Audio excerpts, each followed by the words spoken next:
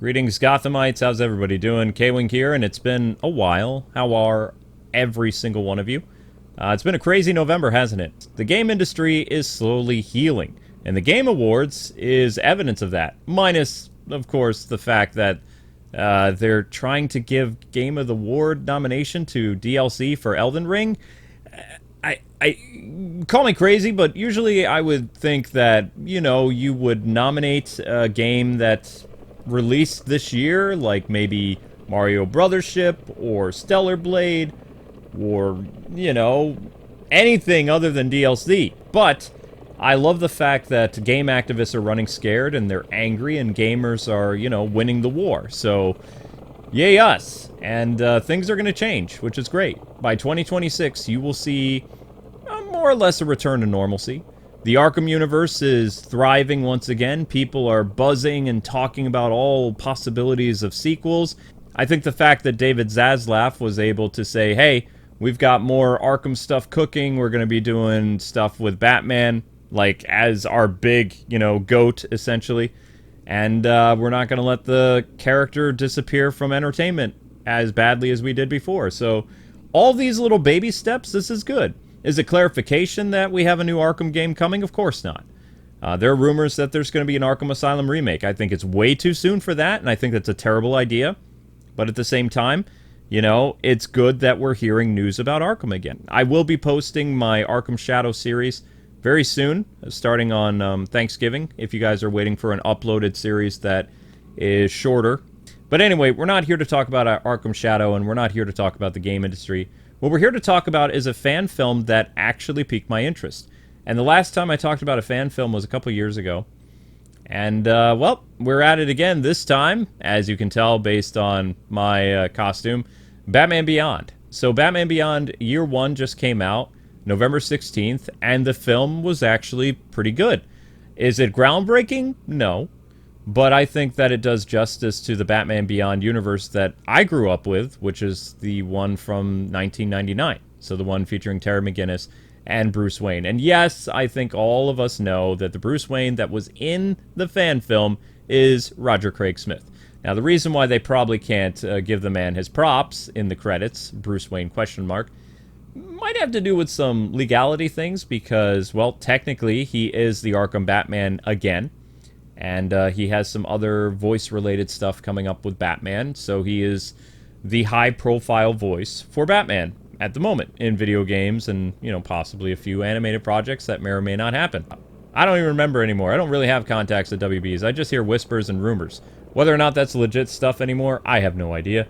And of course, you know, James Gunn always smacks down people that says they have scoops, so I'm out of the scoop game, so you didn't hear that from me.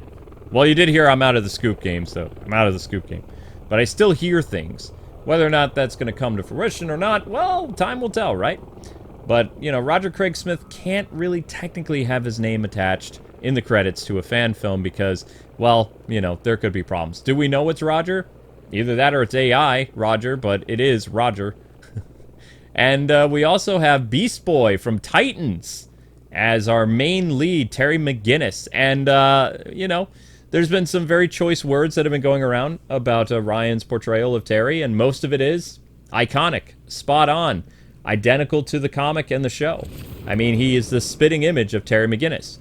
And as we all know, Ryan has a lot of love for Batman. In fact, he tried out to be Ben Affleck's Robin with an amazing audition that is still on YouTube that you can find to show basically his martial arts prowess and just his acting chops and the fact that he could play Robin.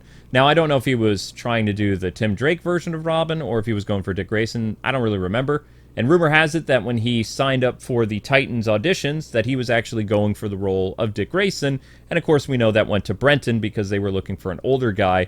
And of course, you know, Ryan got the role of Beast Boy, and the rest was history. Now, Titans had its ups and downs, but I would say that this Batman Beyond passion project that they did is pretty solid, you know? It's got its problems, sure. But, I mean, a lot of that has to do with the visuals, because it's a fan film. They can't really do a lot with that, and, you know, I think we can give the guys a break. In terms of, like, the narrative, and the story, and the choreography, and the costumes and the setting of that universe, I mean, it made me want to see more of it. So I think that they did a good job with that, personally. But will they get another episode? I don't think so. You know, Warner Brothers, I think that they were just trying to show WB that, hey, you know, the oven is cooking for Batman Beyond, and you're basically letting the stuff either cool or get burnt. And fans are craving, you know, Batman Beyond. And I know that DC wants to push Bruce Wayne stories, and then when I'm 60, try to do the whole Batman Beyond thing. But I'm here to tell you that I think there's enough room in the oven for 3 Batmans in the oven. A future Batman, Terry McGinnis, you know, maybe like a little gingerbread man. And then you have the big side dishes competing against each other. The DCU shared universe Batman, whoever that will be, that James Gunn has yet to announce who's going to be cast as that. And there's lots of speculation who that will be. And then, of course, you have the Batman in its own little, you know, casserole or whatever. Or if you want it to be a pie, you know, you can put whatever in the oven you want. Just, you know, make sure the temperature is regulated so the whole thing doesn't burn and either that or catch fire. That wouldn't be good, right? So we don't want that to happen. But there's plenty of room for Batman Beyond, and fans are wanting it. They are hungry. So let's talk about the movie, okay? So the movie is based after, I would say, more in line with the Bruce Timm universe. It's not so much the comics. It has the film open up with Terry McGinnis helping this lady who is being attacked by Jokers. Now, at first, I thought, okay, that's going to be his girlfriend, Dana, or whatever. Nope. It's just some random lady that Terry is showing that he is a hero, and he's going to stop the purse theft. And, of course, the Jokers are up to no good because they're modeled after the clown prince of crime himself, who's been dead and gone for who knows how long. Doesn't really matter. But Terry is showing you that he can be a hero without the suit. What they did in this fan film is they basically show that Terry is already an active Batman. Now, how long has he been Batman? They don't tell you. It's a year one thing, so it could be like 9 months into his thing, could be 3 months, whatever. He doesn't seem too broken up over his dad's death, so most likely this is a Terry that's been Batman for most of his year one. The way that he and Bruce, Roger Craig Smith, kind of interact with each other, and yeah, it is RCS. I mean, come on, it's a given. The way that they're interacting is very similar to how Kevin and that one kid from Boy Meets World, Will, used to, you know, interact and banter with one another. So it has that, you know, that feel to it, which is perfect. And Bruce's role is very minimal in it, which I think works. You never actually see Bruce Wayne. You only hear him Oracle style. And for the most part, the film itself kind of felt like an Arkham episode. In fact, it was short enough to be an Arkham episode, like Arkham DLC. And I like that. More or less, Terry is trying to find out a string of burglaries is happening. And, well, of course, the Royal Flush Gang is in town. Now, the Royal Flush Gang were mostly Justice League villains, right? But in the Batman Beyond universe, the Royal Flush Gang has a very deep connection to Terry McGinnis. Namely, the love interest, 10, who is in this film, is essentially the future Batman's Catwoman. So she's like the Selena Kyle to Terry's, you know, Bat and Cat, basically. And, again, they don't have Terry's traditional Asian girlfriend in this. We don't know if they're broken up or if she even exists in the universe. Doesn't really matter. Your core characters that are going to revolve around each other for the most part is Terry, 10, and then Jack, which is the member of the Royal Flush Gang that we see. We also find out that 10 is very upset with her overbearing parents, and Terry kind of knows what it's like to not really live up to your mentor because, you know, Bruce is not really proud of everything that Terry does. In fact, Bruce has to constantly remind Terry, like the show, that, you know, being Batman is more than just a suit, and Terry is, you know, kind of arrogant and young and thinks just because he's a teenager he can do whatever he wants, right? That's usually how teenagers are, no offense. I was like that when I was a teen. I didn't listen to authority figures. I wanted to do whatever I want. Wanted to ride motorcycles, wanted to go to late night clubs when I was 18. It didn't matter. Wanted to do whatever I wanted because I knew better than the adults because now I was an adult. Now when you're in your 20s, you realize kind of need to slow down a little bit and take care of yourself because if you live life in the fast lane, well, you tend to crash. So you want to keep things, we'll say balanced. Anyway, so Terry is able to relate to 10 in some regards. Melanie, I think is her name. I don't remember. She only appeared in a couple episodes of the animated series, and I didn't really read a lot of the Batman Beyond comics because Terry is not my favorite character in the Batman, like, universe. Batman Mythos, for future Batman, he's okay. I like him as he ages. When he's a teenager, he was kind of annoying. But I grew to like the character, and I did enjoy the show. So it was nice to see Ryan's aspect of the character shine through. Like, I really got to see Ryan's acting chops. And even though this was a shorter thing, I'm going to say I thought that his Terry, for me, was more believable than his Beast Boy. His Beast Boy had a lot of problems, not because of Ryan's acting, mind you. It's because the CGI and the green tint to his skin sometimes, and the budget that they had didn't really give Beast Boy that, you know, shining moment. It just kind of felt like Ryan, the martial artist, and occasionally his skin would kind of become a tintish green, and almost like, you know, very low budget CW and then sometimes high budget CW. So it fluctuated. But Ryan is a solid actor. I just think that he would be a much better Terry McGinnis, which is what we saw here in his little passion project. So I really applaud what Ryan did, and, you know, I hope that this little fan film can act as an audition for him becoming Terry McGinnis, or maybe a member of the Bat family. Who knows? I don't know what James Gunn is going to do. But I think that, you know, Ryan would do a great job wherever he goes. The martial arts in the movie, well, I mean, it was all right. You know, they made the film very dark, so it was kind of hard to see a lot of stuff that Terry and Jack were doing when they're fighting each other. And for a fan film, you know, it was all right. I think that the choreography was better than most CW shows. The problem I have with the fight inside of the warehouse is it's too dark. Like, you can't really see.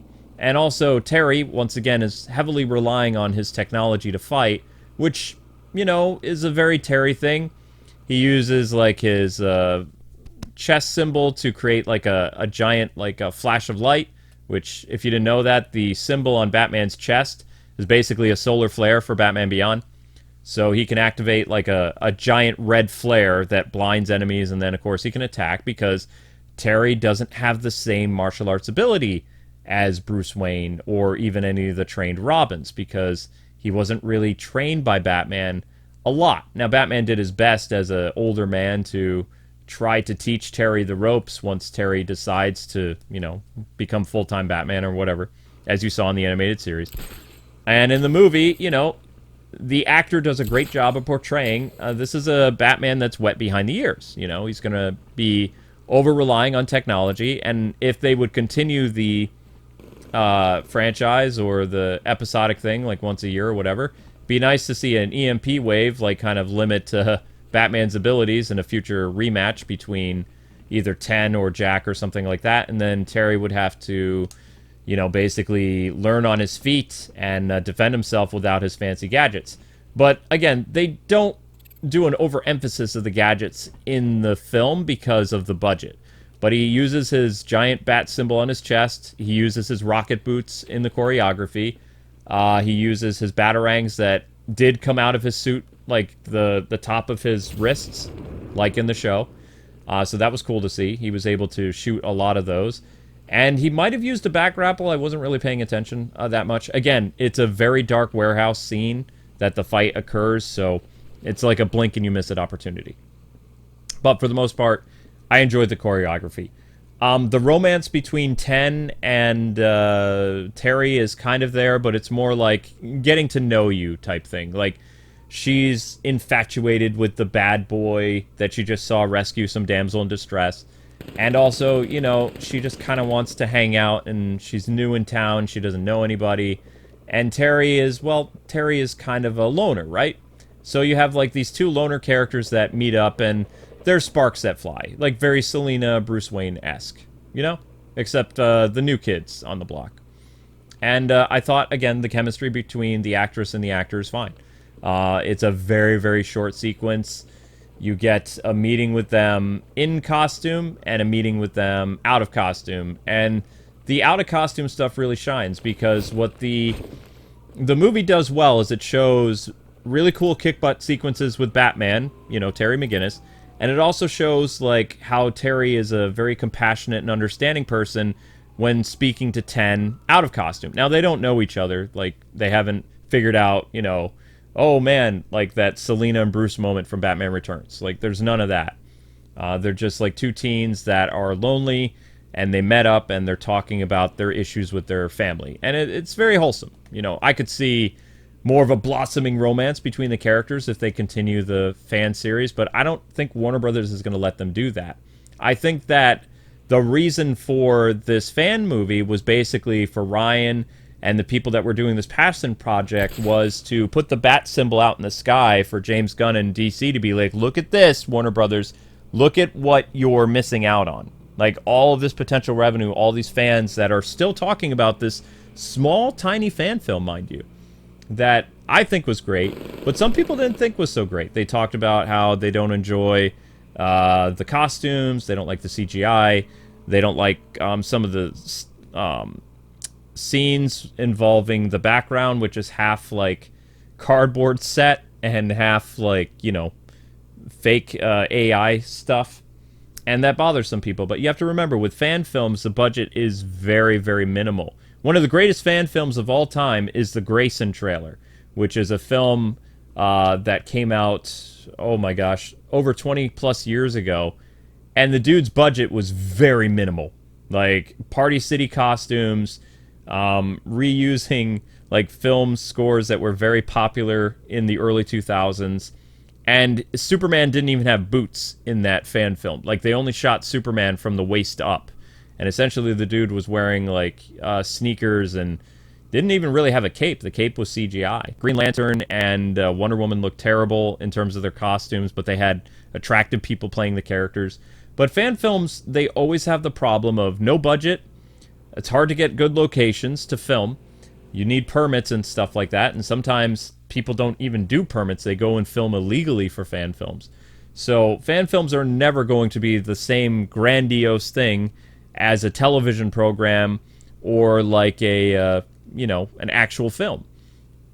But fans were very alienated with the dismissal of the Batman Beyond brand, with the cancellation of the Michael Keaton Batman Beyond movie, which I will agree with people that Michael is the perfect age to play an older Bruce Wayne for that mentorship role between him and Terry. Like, literally, you could somehow connect it to the events of Batman 89 or Batman Returns. I'm sure, Selina would love to come back. I mean, Michelle Pfeiffer. And Keaton, he used to be game. I don't know if he's game now after what happened with The Flash and his Beetlejuice movie, but at one point in time, there was a possibility that could have happened. Now, probably not. You'll have to wait until Bale is old enough. And Warner Brothers also said no to the amazing CGI Batman Beyond movie that was pitched by the people who made the Spider-Verse themselves.